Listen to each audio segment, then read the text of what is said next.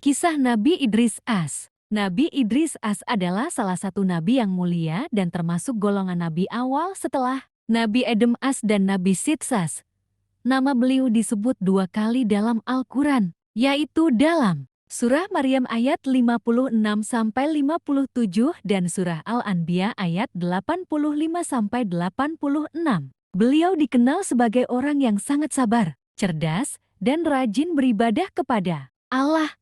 Nama Idris berasal dari kata darasa yang berarti belajar, karena beliau sangat gemar membaca dan menulis. Asal dan kehidupan Nabi Idris As. Nabi Idris adalah keturunan ke-6 dari Nabi Adam As, yakni Adam Syeds Anusi Kainan Mahlail Idris. Beliau lahir di daerah Babilonia, Irak dan hidup di masa ketika manusia mulai lalai dari ajaran Allah. Allah mengangkatnya menjadi nabi untuk mengajak kaumnya kembali beribadah kepadanya. Keilmuan dan keahlian Nabi Idris As. Nabi Idris dikenal sebagai orang pertama yang pandai menulis dengan pena, menjahit pakaian dari kain sebelumnya manusia hanya mengenakan kulit binatang, serta ahli dalam ilmu falak, berhitung, dan perbintangan. Beliau juga dikenal sebagai nabi yang sangat tekun beribadah. Bahkan dikatakan bahwa beliau hanya beristirahat sedikit karena lebih banyak berzikir dan berdoa kepada Allah.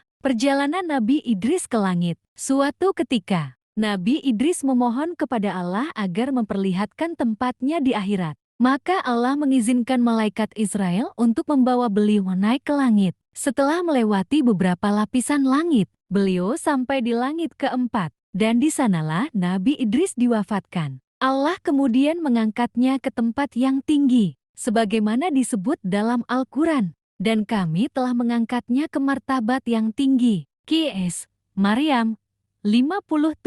Teladan Nabi Idris As. Dari kisah Nabi Idris As, kita dapat mengambil beberapa pelajaran. Pertama, rajin belajar dan bekerja keras. Kedua, tekun beribadah dan sabar dalam menghadapi cobaan. Ketiga, mengajarkan ilmu untuk kebaikan umat manusia. Keempat, tidak mudah menyerah dalam menegakkan kebenaran. Penutup. Nabi Idris As adalah sosok nabi yang cerdas, rajin, dan memiliki derajat tinggi di sisi Allah. Beliau menjadi contoh bagi kita agar tidak hanya rajin beribadah, tetapi juga mengembangkan ilmu dan keterampilan demi kemaslahatan umat manusia.